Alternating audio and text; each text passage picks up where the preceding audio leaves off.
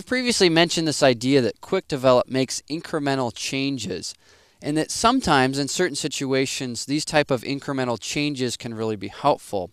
Let's dig a little bit into that concept. Well, currently I have this photograph, and if I go ahead and navigate to my exposure controls here, if I click on this option, it will increase this a third of a stop. If I click on the 2 arrow option, it's going to increase it a full stop.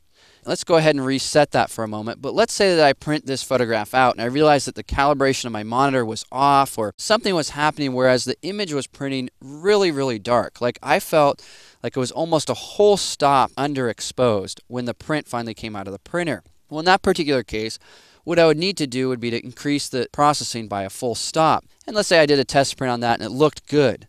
Well, then what I'd want to do is I want to select multiple images. And I'm going to go ahead and do that. Very different types of images.